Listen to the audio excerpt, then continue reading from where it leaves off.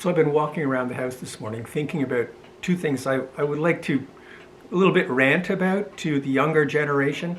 One of them is innovation and where it comes from, and the other thing is how to talk about whatever it is that you've innovated, or just some warnings. So regarding the first part, where does innovation come from? Well, it interests me because it's been a main feature of my career, such as it is. When I started at DRAO, I was asked to work on something called cross-eye, which is an angle deception countermeasure against terminal phase radar homing missiles. There's not very many things you can do to cause a phantom target to appear, but that's one of them.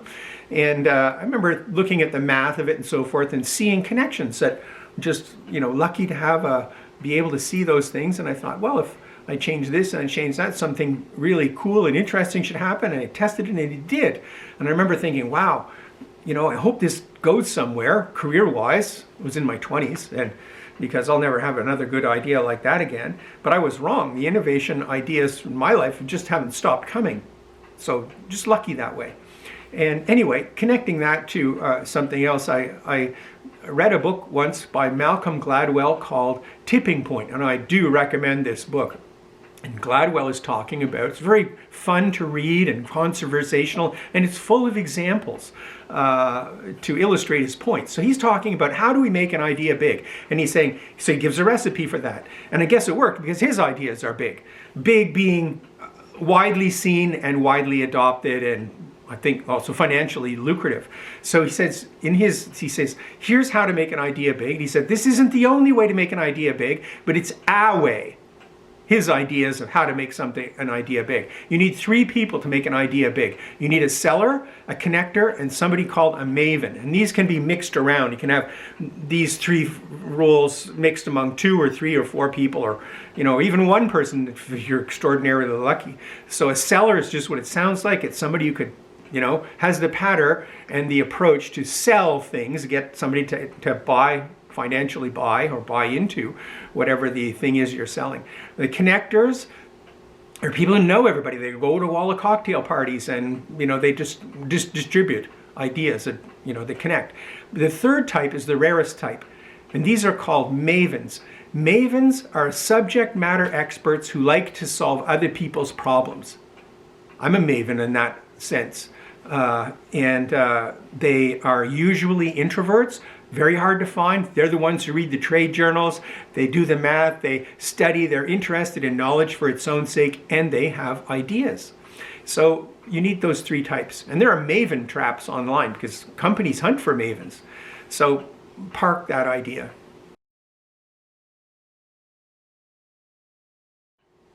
There's a really interesting story that Gladwell tells as an example of mavens, what a maven is and the importance of mavens, in his book Tipping Point. The story is about Toyota. The first year they introduced Lexus as a luxury car.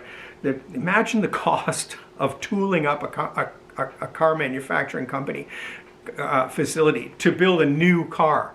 It's eye-watering. They're betting the baby's college fund on this one.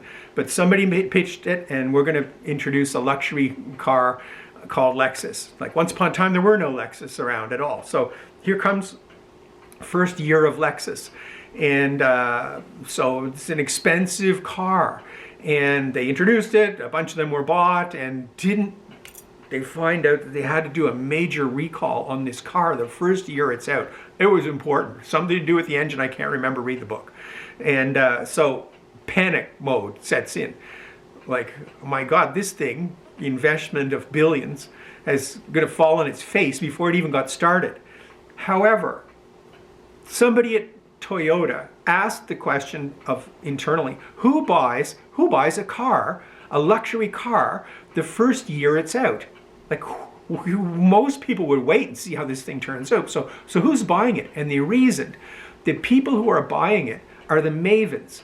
These are shut-ins, the people who read trade journals. They know the pedigree of the engine, how many valves it has, how the exhaust works. They know how heavy the brakes are for the weight of the vehicle. They know where it's manufactured, all the parts, water pump, weaknesses, strengths, all of that.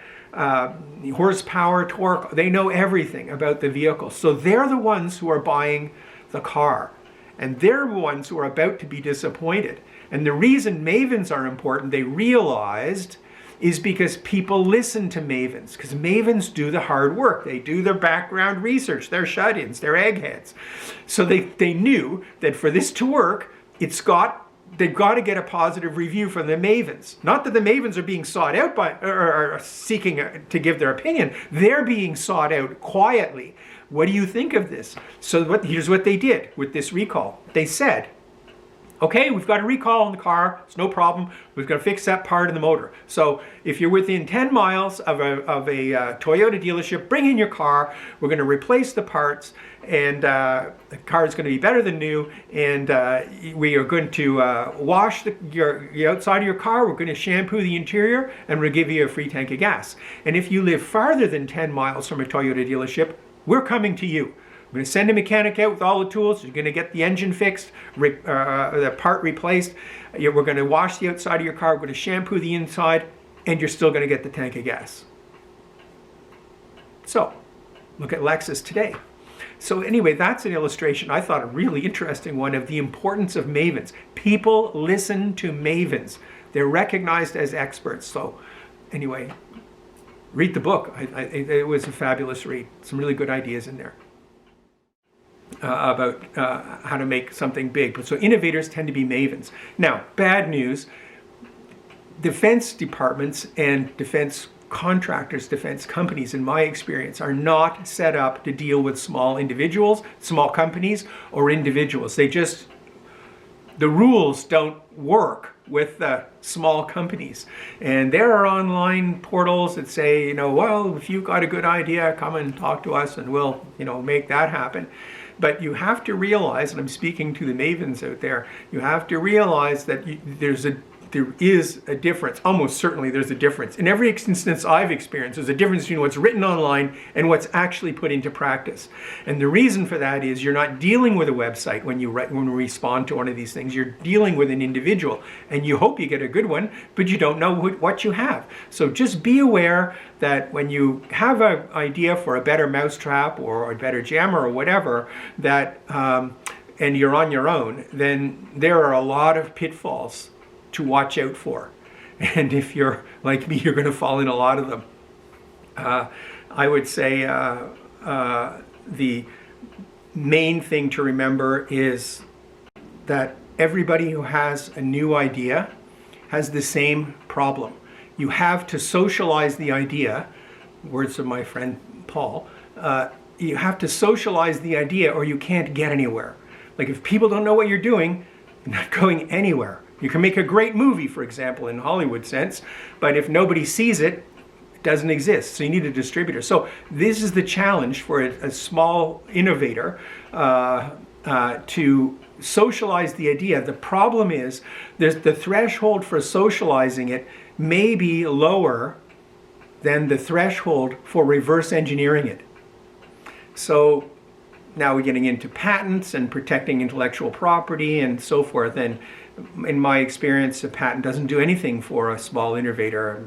You have permission to sue somebody, but what a stupid idea that would be, and financially impossible, and terminal for your career to try to enforce something if somebody decides they're going to have it. So anyway, you have to socialize the idea, but in a way that doesn't allow somebody to reverse engineer what you've done. Because I'll tell you something, it's possible to give away years of work in a few sentences. Be very, very careful of that, and you won't get it back. So you've got to socialize up to the point of engaging with someone without them taking it from you. And that is a very high bar to get over. I always thought that if I created something new, a better idea for, the old trope, a better mousetrap, that the world would beat a path to my door. And that's it's a merit-driven system. And people will, if you come up with a new idea, people will beat a path to your door. But the first ones who show up are the thieves. And, it's in a TV movie. This is real life. People will steal, they will copy, and you will get nothing. And that has happened to me. So anyway, I think that's enough of a rant. Just to recap, the innovation comes from mavens. Mavens are subject matter experts who like to solve other people's problems. And if you're a maven and you're on your own, you've got some big hurdles. Be careful of other people, be careful of companies, and be careful of the fact that most likely what's written on a website is not what's going to be done in practice. It could be something else, or you might get lucky. There's something else that needs to be said at the tacked on to the end of this video, and it has to do with dealing with companies. So years ago, I found and read a book called How to Argue and Win Every Time by Jerry Spence. I saw the book at an airport and I thought, you know what, I'd like to argue and win every time, so maybe buy that book. I highly recommend it, and I'll make a video about that and a reading list of a few other things too. But one of the things he says in this book is, and it has to do with dealing with companies, is to argue with someone. But arguing is not fighting. Arguing is a noble thing. It's an exchange of ideas. So you need to know who you're talking with. So I like the way he frames it. He says, the engine which drives industry is the generation of income, and the engine which drives government is the maintenance of power.